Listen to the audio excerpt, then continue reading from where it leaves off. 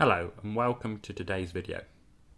What I'm doing, or what I hope to do in today's video, is talk about what goals are realistic and also suggest why unachievable goals, unrealistic goals, goals that are unaccountable and unmeasurable is a bad idea. I see lots of people online talking about advice, giving advice, which is fine. But the problem I've got is a lot of the advice I see is unspecific, unmotivational, and unmeasurable.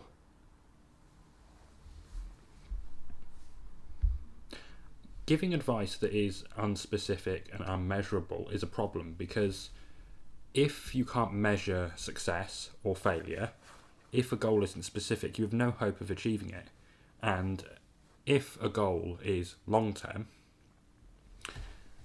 what you're going to do is, if a goal isn't specific, motivational, and accountable, you're just going to give up at some point because you don't necessarily feel there's any progress.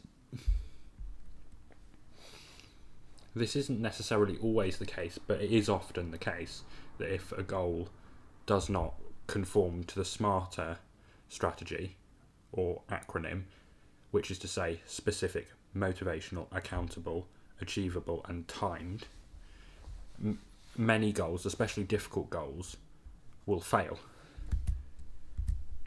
If a goal isn't specific, you cannot measure success or failure. If you don't actually know why you're going to the gym, you might just enjoy going to the gym, but in the case of the gym, if you're trying to lose weight and you don't have a specific weight that you want to get to, it's very difficult because you can't really measure success or failure. So you don't really know what you're doing. But a specific goal is probably the least important of the SMART or SMARTer acronym. So if a goal isn't specific but it's measurable, such as the gym, you're probably going to be fine provided you don't hate the gym. Motivation or motivatable. If a goal doesn't motivate you and you don't feel motivated by that goal, it's highly likely that you will give up. I mean, I see this a lot with kids I used to go to school with. They hated school and found it so boring, and a lot of them are a lot happier doing something more practical, such as plumbing, woodwork, or something else. So generally, especially if you're an adult, don't engage in goals that don't make you get out of bed in the morning and don't fill you with joy, because you're probably unlikely to succeed. Accountable. If a goal isn't accountable, what I mean by this is you can't view the results of the goal, or you can't review your progress at any point. It's quite hard to know when you're going to get to the goal or not. So if a goal is extremely difficult to get to, for example, let's say you want to make $1 billion by the time you're 30, but if you have no way of checking your progress on that, you're very unlikely to be able to succeed. So what I would say is a goal being accountable is probably the most important thing. If you were to choose one from this acronym, accountability of a goal is probably the most important, because without accountability, you may have a specific goal and you may have the motivation to do it, but you don't know how you're going to achieve the goal. Achievability.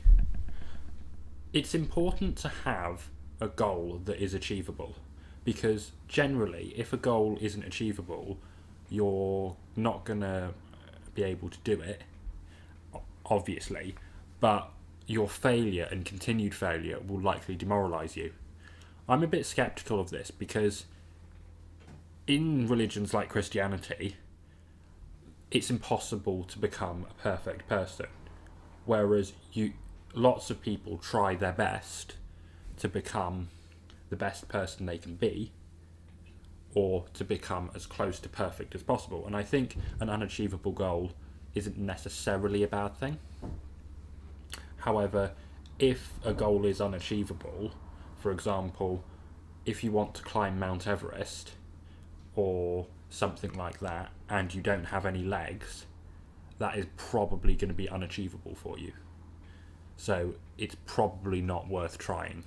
Whereas if an unachievable goal is very philosophical, such as becoming a perfect person, even if you don't achieve it, it would be better that you try to become a perfect person than not, because even if you fail, you're still going to have done productive activities and engaged in productive habits to get there. Timed. If a goal isn't timed, essentially what the problem will be is you don't know when you're meant to have things done by, and you'll normally take longer than you would because you'll procrastinate. I mean, I don't think being timed is as necessarily as important as accountability. However, if a goal isn't accountable, I don't see the difference between the two. So if a goal is not timed, but the goal is easy to hold yourself to account for, you can still achieve a goal if it's not time specific. So if you want to lose 30 pounds, we'll talk about weight loss because it's the simplest and most understandable, by whenever, if you can get a solid fitness plan, even if the goal isn't timed, you're still probably going to lose weight. So generally, the problem that I have with a lot of advice given on the internet is that it's very unspecific.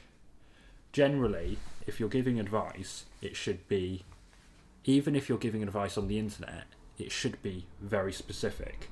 So it should have specific implementable steps to the audience. So if someone's watching, I don't know, a clothes channel on how to dress better, I don't think, it depends on what the demographic is though.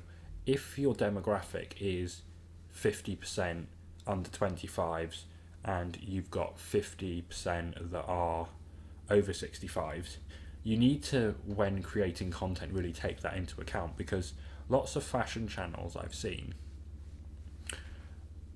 partner with brands that are quite expensive, and so like shoes for £300 and so on.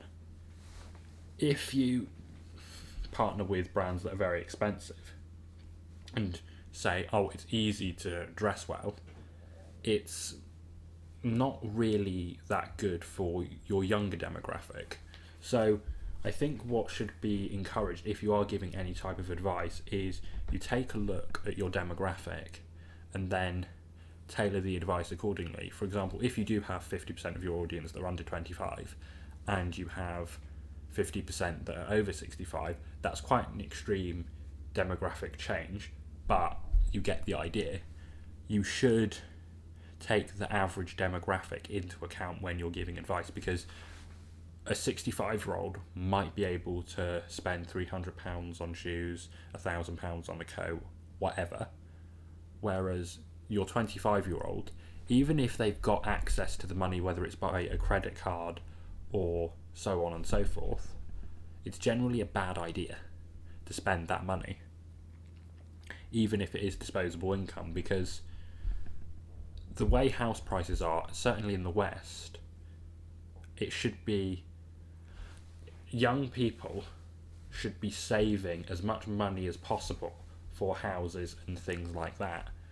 It's not healthy or not helpful to young people to have them encouraged to waste lots of money on stuff like clothes. I mean, in regard to clothes, you can buy, certainly in England, high quality clothes for a couple of pounds at a charity shop. So I think if you're running a fashion channel aimed at young people, I think you should encourage things like shopping at charity shops, because not only is it cheaper, but it's also better for the environment because stuff gets recycled. Thank you very much for watching. I'll leave my Twitter link and the link to my public speaking course. Not public speaking course, my public speaking locals channel. And feel free to check them out. You don't have to. Though, thank you very much for watching. Please leave any questions or any criticism in the comments.